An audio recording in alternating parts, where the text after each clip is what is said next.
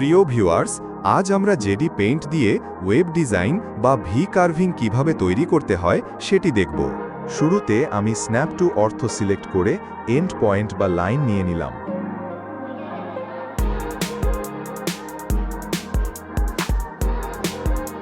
লাইনটিকে size দেওয়ার জন্য scale select করে এক্স ডিস্টেন্সে 600 mm করে দিলাম। এখন লাইনটিকে অফসেট করতে হবে। আমি 3 mm করে 2 বার অফসেট করে নিলাম।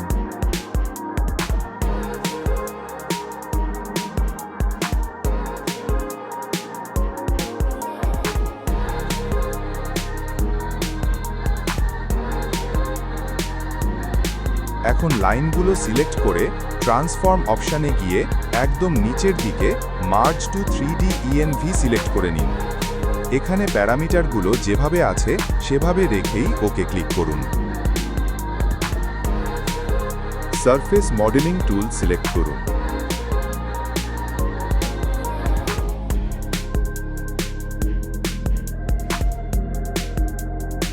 লাইনগুলো সিলেক্ট করে ড্র অপশন সিলেক্ট করে হেলিক্স অ্যান্ড স্পাইরাল সিলেক্ট করে নিন।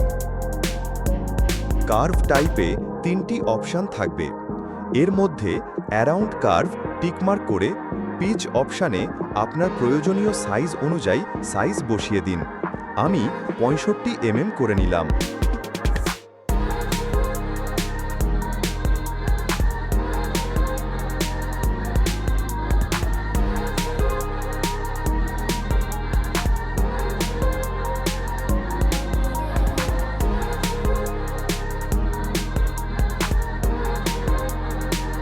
মডেলটি সিলেক্ট করে ট্রান্সফর্ম অপশানে একদম নিচের দিকে convert to 2D NV select করুন।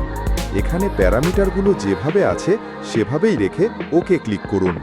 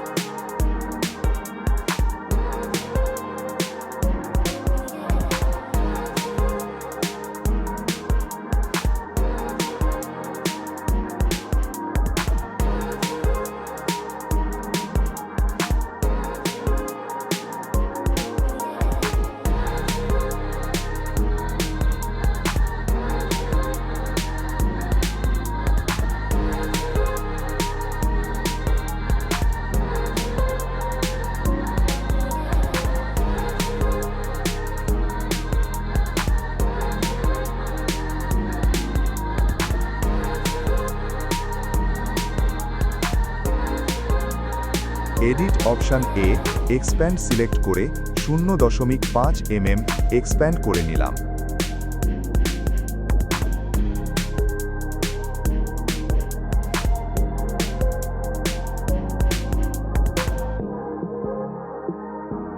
মডেলটি সিলেক্ট করে এডিট অপশানে গিয়ে রিজিয়ান ট্রিম কার্ভস করে নিলাম এবং সবগুলো জয়েন করে নিলাম। এরপরে অপর পাশে লাইনগুলো ক্লোজ করে দিলাম।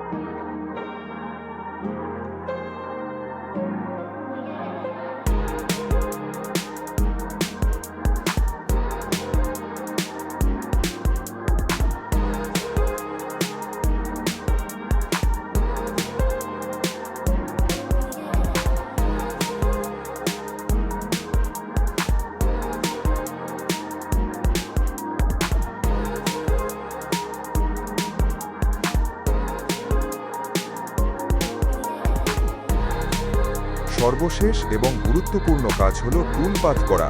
খুব ভালো করে দেখে নিন কিভাবে টুল পাথ প্যারামিটারগুলো সেট করেছি।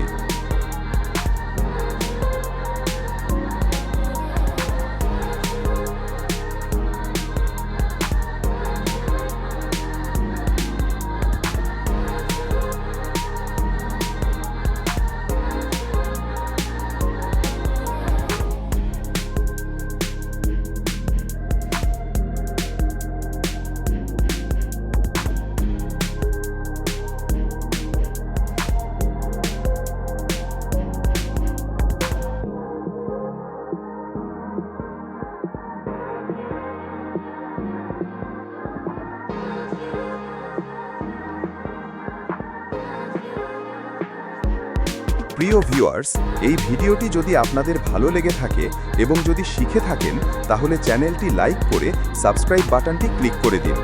ভিডিওটি দেখার জন্য ধন্যবাদ।